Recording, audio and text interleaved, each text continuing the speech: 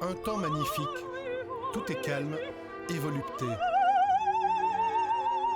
En apparence, mais en réalité ça gronde, ça se révolte, il y a du mécontentement. Entre les grèves et les nombreuses manifestations, il semblerait que quelque chose ne tourne plus rond chez nous. Du moins, c'est le sentiment d'une partie de la population qui doute du monde politique, des banques, du système. Pour moi, ce qui cloche dans ce système, c'est cette idée de pensée dominante en fait, où on se retrouve un peu dans une sorte... On ne présente qu'une forme de pensée qui devient un peu unique du capitaliste. Il n'y a que ça qui peut exister.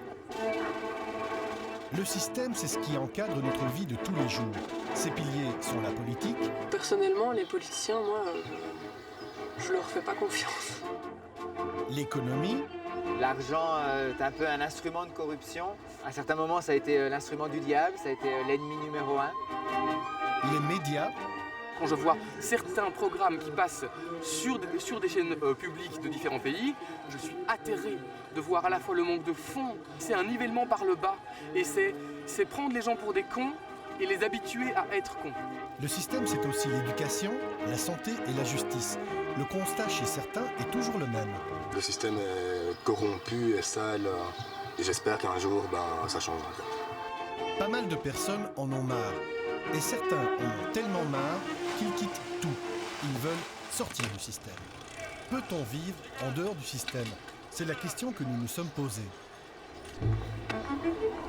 Chercher l'oiseau rare, trouver les personnes qui vivent hors système n'est pas une mince affaire, car ils ne veulent pas du système et donc de nous, les médias.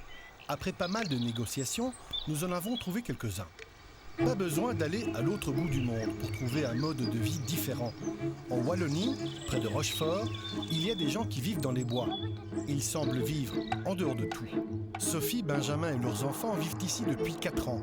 Issus de bonnes familles du Brabant wallon et de Bruxelles, ils ont tout quitté pour vivre plus simplement. Ils vivent dans une yourte, sans eau, sans gaz ou électricité. Alors ici on a la salle de jeu des filles, avec tous leurs livres et leurs jeux. Là il y a notre bureau, là il y a notre buanderie, là il y a notre salon. Là on a notre dressing, notre cuisine. Pour boire, ils vont chercher l'eau potable à la source qui abreuve Rochefort. Ils se nourrissent des produits et de l'agriculture bio. Ils semblent vivre dans un petit paradis, un Éden de simplicité et de bonheur. Mais le système permet-il des modes de vie différents? Ça fait 4 ans, donc 4 ans qu'on est ici, ça fait 4 ans que c'est une lutte permanente. Il n'y a pas 6 mois qui passent sans si on a les flics, la région wallonne, les cadastres, les chasseurs. Ils défilent, la DNF, plein de choses, plein de gens, différents organismes qui passent ici pour essayer de nous mettre de la bâton dans les roues en fait. S'il est difficile, voire impossible de se domicilier ici, comment font-ils pour exister officiellement? On n'est pas domicilié ici, On n'est pas domicilié ici, on a trouvé une adresse de référence. C'est un peu embêtant parce que c'est pas près d'ici. Du coup, on a souvent des problèmes avec ça, avec le courrier qui n'arrive pas ou des recommandés. Ça a beaucoup de contraintes. Mais on est dans une démarche aussi de légaliser le projet ici. On fait des demandes pour être accepté, pour régulariser la situation. Voilà, d'avoir nos déchets, des poubelles qui passent devant, le courrier qui arrive, l'adresse, voilà. C'est tous des petits détails qui pour l'instant sont embêtants, mais ça ne nous empêche pas de vivre ici, Ici, ils semblent heureux, comblés par leur mode de vie, malgré toutes les complications administratives, malgré la radicalité de leur choix. Mais on peut se demander si parfois ils regrettent. Oh non, au contraire. Tous les jours, on se remercie d'avoir fait ce choix. On mange ici sur la table, on regarde autour de nous, on fait quelle chance. Quelle chance on a quand même. Et on en est conscient, même encore après 5 ans. En Belgique, il y a près de 8000 personnes qui vivent comme eux. Leur profil social est souvent le même. Ils viennent de familles aisées et ont un niveau d'instruction supérieur. En gros, certains vivent du chômage, d'autres d'allocations diverses et variées, ou bien du fruit de la vente de leur production, quelle qu'elle soit. Et parfois, c'est un mélange de toutes ces possibilités. Et le système dans tout ça? là, on est en train de foncer dans le mur, quoi. Et il faut des gens qui montrent que c'est possible de faire différemment. Moi, personnellement, je trouve que le système est corrompu et sale. Pour moi, le capitalisme, c'est pas une solution à long terme, quoi. Moi, j'aime pas. Et j'espère qu'un jour, ça changera. Gérard Bérébi a écrit un ouvrage avec Raoul Vaneigem, le philosophe belge de la Révolution de mai 68. Se retirer de ce monde, il y a quelque chose de sain quelque part, parce que c'est complètement pourri de tous les côtés. D'un autre côté, on ne peut pas s'empêcher de s'interroger sur la viabilité et la finalité de ce genre d'action.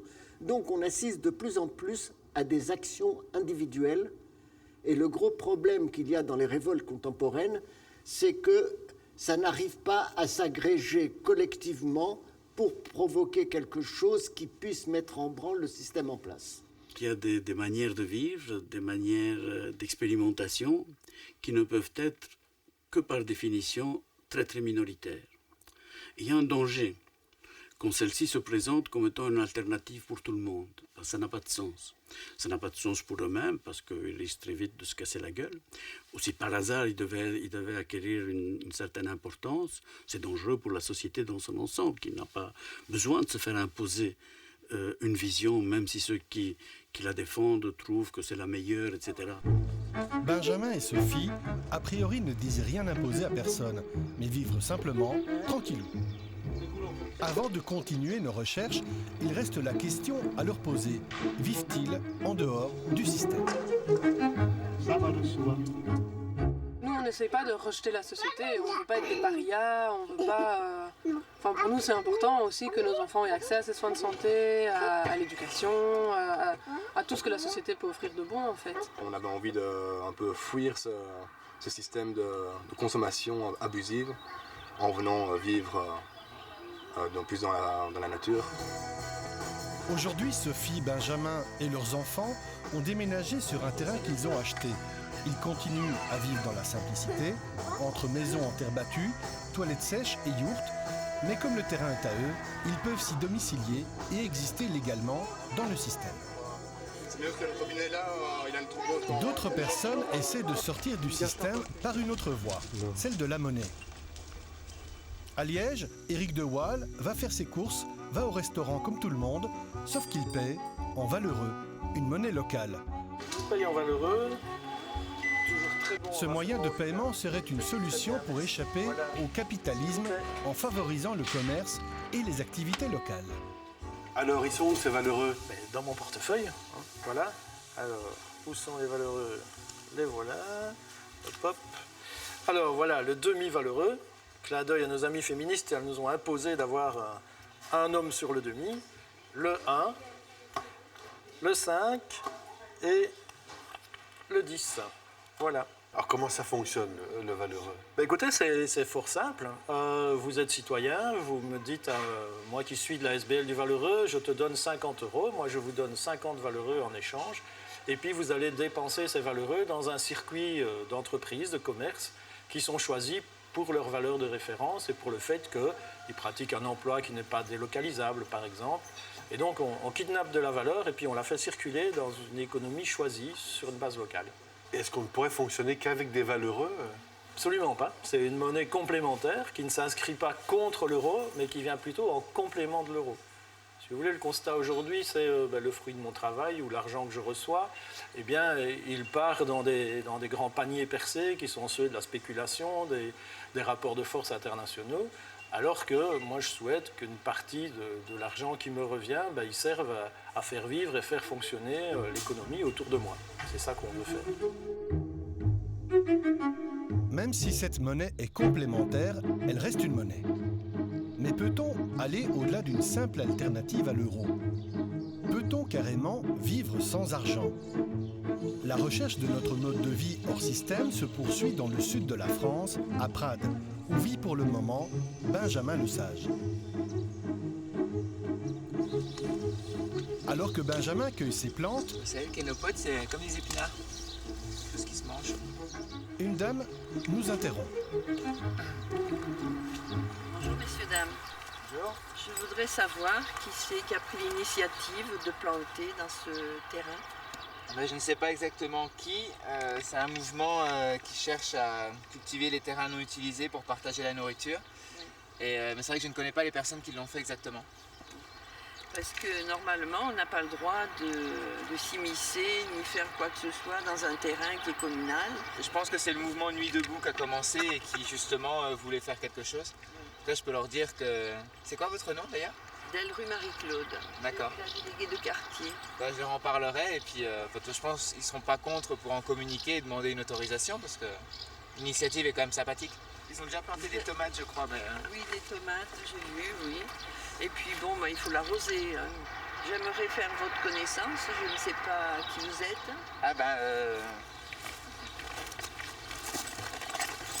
Donc, moi c'est Benjamin de Sage, ça c'est Ada. Bonjour Ada. Une très jolie petite fille. Ouais, elle a 14 mois. Et c'est vrai que nous on est là parce que j'ai fait un voyage sans argent pendant 5 ans. Et justement pour essayer de promouvoir l'idée de se faire des initiatives, pas exactement comme celle-là, mais sur l'idée de la gratuité et surtout de l'échange, d'essayer de sortir du système financier pour créer des liens et se rendre service. Oui, c'est bien. Son histoire a commencé il y a 6 ans où il a décidé avec 3 amis de partir en voyage. Il a voyagé en autostop, en bateau-stop, de la Hollande jusqu'au Mexique, en passant notamment par la Belgique, le Maroc et le Brésil. Près de 15 000 km sans argent, sans assurance, sans mutuelle, sans gilet de sauvetage autre que l'aide de ceux qu'il a croisés en chemin. Quelles sont les motivations pour voyager sans argent? On a souvent l'impression que l'argent nous ouvre des horizons. Et nous, on était persuadés que sans argent, en fait, on était plus libre. Et c'est ça qu'on voulait expérimenter aussi. Il a rencontré sa femme Yasmine au Mexique. Ils sont tombés amoureux et il l'a embarqué dans son aventure. Mais qu'est-ce qui l'a motivé, elle, qui était plutôt dans l'argent? J'étais vraiment dans cette situation où j'avais trouvé un deuxième boulot pour avoir plus d'argent. Et parce que je voulais avoir mon propre appartement, je voyais que même en travaillant toute la journée, je n'avais pas ce que je voulais. En plus, il y avait mes parents qui me donnaient beaucoup de pression. Et voilà, moi-même, je me mettais beaucoup de pression pour être parfaite pour toute la société. Je me suis vraiment rendu compte à quel point j'étais pas bien. Elle est donc partie sur les routes avec Benjamin. Mais comment se nourrit-on? Comment se loge-t-on? Comment se déplace-t-on sans argent? Si on devait traverser une ville et marcher 20 km pour traverser la ville, au lieu de prendre un bus qui allait coûter, je sais pas, $1 ou 2 pesos, il fallait marcher ces 20 km, quoi qu'il arrive. Il y a eu plein de galères. Galères, c'était de découvrir la faim, découvrir la soif, découvrir ces dangers qu'on a toujours un peu tendance à exagérer. On ne savait pas où est-ce qu'on allait être le soir, qu'est-ce qu'on allait manger, si on allait manger rien ou juste du pain, ou alors on allait avoir un restaurant qui allait nous offrir une pizza, comme ça arrivait très souvent aux États-Unis en fait. Pour se nourrir, il pratiquait aussi le dumpster diving, qui signifie littéralement plonger dans la benne à ordures, fouiller dans les poubelles, mais pas n'importe comment. Voilà, le soir, aller à l'arrière d'un supermarché avec des petites règles, toujours prendre des gants, prendre sa lampe torche, laisser l'endroit plus propre quand on arrive. Vraiment l'idée de faire ça bien. En cas de maladie ou accident, comment ça se passe? Moi je croise les doigts, mais pas arrivé d'accident. On fait très attention à notre santé. Pour ça qu'on a une nourriture végétalienne, qu'on ne boit pas, qu'on ne fume pas, qu'on ne mange pas des choses qui peuvent vraiment causer des maladies. On fait donc confiance en son corps et en la chance. Mais voyager sans argent, n'est-ce pas voyager avec l'argent des autres, devenir un profiteur? Alors oui, complètement. Je suis un profiteur parce que je vis grâce à des ressources qui souvent n'ont pas été produites par moi et qui d'une manière ou d'une autre ont été données par la nature. Donc nous sommes tous des profiteurs. Un des reproches que vous avez souvent fait, c'est de vivre avec l'argent des autres. Qu'avez-vous à dire? Les personnes qui ont cette impression que des gens vivent grâce à leur argent, j'aimerais leur demander d'où vient leur argent, surtout d'où vient ce qu'elles consomment, et si elles n'ont pas, elles, l'impression de vivre aux dépens de tout un monde. Et aujourd'hui, qu'en est-il de la vie sans argent? Je racontais que les jours de la naissance d'Ada, ça faisait 5 ans qu'il n'avait pas touché l'argent, mais littéral, il ne voulait pas le toucher, quoi. Et donc, il était né, j'étais au lit, Donc il a fallu qu'il aille acheter des trucs à la Biocoop parce qu'on ne pouvait rien manger à l'hôpital, c'était dégueulasse. Et donc voilà, tu vois, c'était les jours où je lui donnais l'argent, il a dû aller la chercher, quoi. C'était les premières courses en 5 ans. Ouais. Voilà, sa première course en 5 ans. Et là, voilà quoi, donc j'aurais jamais Maintenant, c'est devenu imaginé... une habitude. J'aurais jamais imaginé que ça se passerait aussi rapidement, mais je pense que c'est pour montrer que la naissance d'un enfant, c'est radical. Ça, c'est vraiment radical. On va dire qu'en France, on ne peut pas avoir de compte bancaire si on veut être assuré. Si, à partir du moment où on a fait le choix d'assurer Yasmine, parce que moi, je ne voulais pas spécialement, mais pour Yasmine, c'était obligatoire, il n'y a pas le choix, il faut un compte bancaire, il faut tout faire, quoi. Donc voilà, on est re-rentré dans le système complètement. Et c'est pas plus mal, finalement. L'argent dont ils disposent aujourd'hui vient d'aides sociales et de petits boulots qu'ils font pour arrondir les fins de mois. Bien qu'ils soient rentrés dans le rang du système, aujourd'hui Yasmine, Benjamin et leur fille Ada sont partis fonder une communauté dans le centre de la France avec le moins d'argent possible, mais dans le système. À ce niveau de nos recherches, nous nous demandons s'il est légal de prendre la poudre d'escampette si la société permet de vivre réellement en dehors des clous. Selon moi, c'est très très difficile, sauf si on veut choisir volontairement, au moins volontairement, pour une sorte de vie sauvage. Mais il est impensable qu'on peut sortir du système. Et de l'autre part, par exemple, créer un business, parce que là, de nouveau, pour participer à la vie économique, il faut de nouveau pouvoir s'identifier, participer au système, il faut se faire registrer, etc., etc. Le système n'a de raison d'être que de perpétuer son règne et ses intérêts. Il s'acoquine avec vous s'il en a besoin, ou il s'acoquine avec moi s'il en a besoin. Il n'y a pas d'état d'âme et il n'y a pas de morale. Et donc tous ces exemples, les gens qui vivent dans les yourtes, voire même sans argent, se vouaient à... Je ne voudrais pas être un oiseau de mauvais augure. C'est inévitable que ces exemples se multiplient et se radicalisent. D'un autre côté, quand je vois comment ça se passe et comment ça vieillit sur la durée et comment ça a évolué, pour la plupart, il n'y a pas d'issue possible. Il y a des petits îlots. Un de ces îlots, nous allons peut-être le trouver ici, en pleine ville. Car il paraît que pour disparaître du système, c'est plus simple. Au cœur de Bruxelles, pas loin du Palais Royal, un vieux bâtiment administratif est squatté. Serait-ce ici que nous allons trouver notre mode de vie hors système? C'est Réginald Podesta de Wallef, un aristo-squatteur, qui nous fait la visite. Eric, qui habite ici, un ancien de la marine marchande. Urian, un de nos fondateurs, qui est en transit ici. Aujourd'hui, tous les étages sont décorés en couleur, ont leur cuisine, ont leur machine à laver, ont leur salle de bain. Alors ici, on a aussi notre cahier pour la réservation des chambres d'amis. Ici, on retrouve l'esprit militant, on voit donc la littérature. Ici, vous voyez tous les petits zines de l'info-kiosque et tous les autocollants militants sur le frigo. Nathan à droite, Fabienne et Claude, et Olivier qui habite ici. Et Bozena, on va aller voir Naël, le dernier habitant, et sa maman Pauline. Voilà, on est chez Pauline et Yacine, et Naël aussi maintenant, qui est né il y a 10 jours, 11 jours, 14 jours, 2 semaines. 13 jours. 13 jours. Bonjour Farzad. Welcome my brother. Et donc c'est ici qu'on peut travailler, il y a le plus de luminosité, on est au dernier étage. Et donc il y a plusieurs artistes qui travaillent ici. L'atelier musique aussi, il est au -1, c'est insonorisé. Alors ici, vous êtes combien d'habitants? 65. C'est comme un village? C'est un village, un vrai village, avec chaque étage, c'est un peu comme une rue où on s'organise par étage pour les communs de l'étage. Et on s'organise à la réunion des habitants pour le nettoyage des communs de toute la maison. Voilà. Ici, tout le monde se connaît alors? Oui, tout le monde se connaît. Ouais. Tellement, puisqu'ils doivent être admis? Oui, par les habitants. C'est les habitants votent pour les nouveaux habitants. C'est un squat organisé qui fonctionne en ASBL. Ils ont un accord avec le propriétaire des lieux, qui n'est autre que la région wallonne. Salut, on a fait une paye, tu vois? Voilà. Qu'est-ce que tu deviens? On est en train de constituer une association. Ah ouais? Super. Ici, c'est la permanence squat, donc le premier et troisième jeudi du mois de 16h à 17h. On peut venir poser des questions pour savoir comment squatter, comment faire. Donc là, c'est un groupe qui se constitue en ASBL pour faire un peu comme nous, de l'occupation temporaire. Et voilà. Et vous êtes devenus un peu des spécialistes, une référence pour les autres? Oui, on peut dire ça, oui. On est des experts. On a un de nos anciens qui est maintenant expert au niveau du vécu auprès de la ministre Elke Sleurs, par exemple. Comment fait-on pour squatter légalement? C'est simple. Un bâtiment est vide, les squatteurs l'occupent et ils font un accord d'occupation temporaire avec le propriétaire.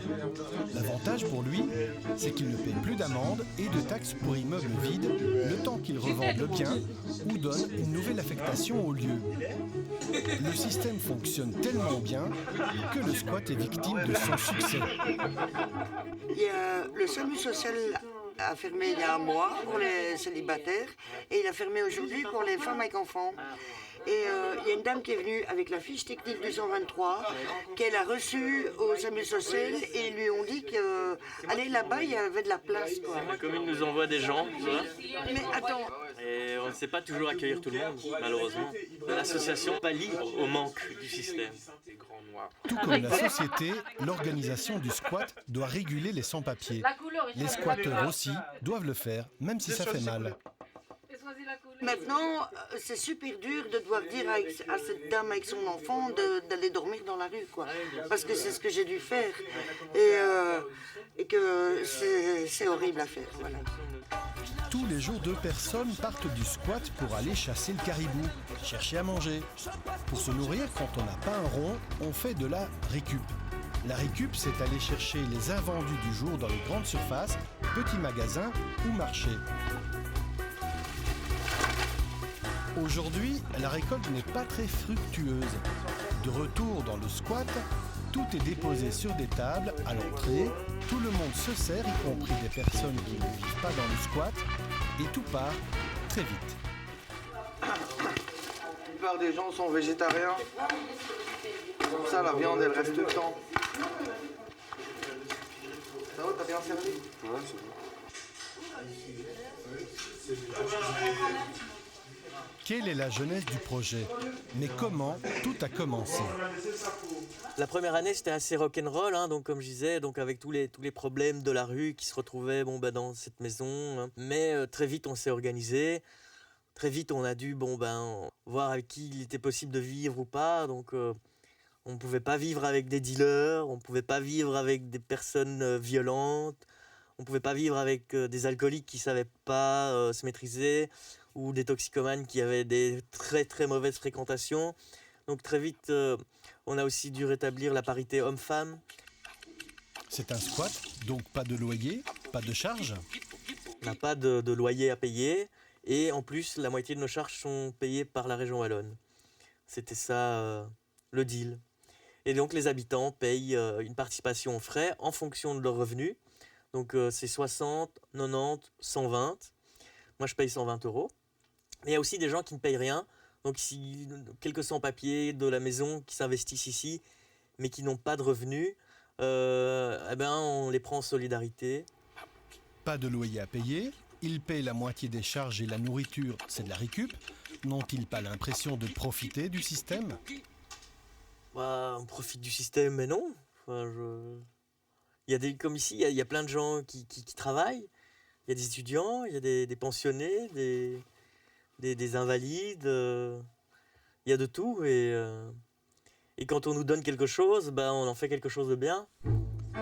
En s'organisant, ils ont créé un système qui dure depuis 10 ans et qui s'est multiplié dans plusieurs squats. C'est un système dans le système, qui plus est financé indirectement par la région wallonne. À ce stade, on peut se demander si toutes ces personnes ne vivent pas sur notre dos. Si nous sommes solidaires avec eux, mais que eux ne le sont pas avec nous. Nous sommes solidaires avec eux, mais eux le sont aussi. Nous bénéficions de toutes ces expérimentations sociales. Ces monnaies locales, ces manières d'essayer de faire une autre agriculture. Il s'agit chaque fois d'expérimentations sociales qui enrichissent la société, donc il ne faut pas le prendre d'une manière négative. Après les yourtes, la vie sans argent, les squats, on commence à désespérer. Va-t-on dénicher notre perle rare, notre vie qui déborde sur la marge? On a entendu parler d'un endroit pas loin du centre où vivent des gens, isolés de tout, dans les bois. Au bout d'un chemin écarté, un chien nous accueille et juste derrière lui, c'est Rudy. Il vit à l'écart. Bonjour. Ici, sur un terrain entre l'aéroport et le chemin de fer. Alors ici, comment vous faites alors? On produit des légumes pour pouvoir tenir toute l'année. On met en conserve et puis c'est parti. Hein, donc il y a les œufs, les poulets, la chair, il y a les chèvres, il y a les moutons. Donc tout ça aussi, ça permet d'avoir de la viande donc, en cours d'année, hein, surtout pour l'hiver. Ça, c'est pour votre consommation? Entre autres, oui. Qu'est-ce que vous allez en faire? Moi, je vais en consommer une partie, je vais en mettre en conserve. Et puis, il y en a d'autres que je vais en mettre à certaines personnes. Des gens qui sont dans le besoin, entre autres aussi. Oui.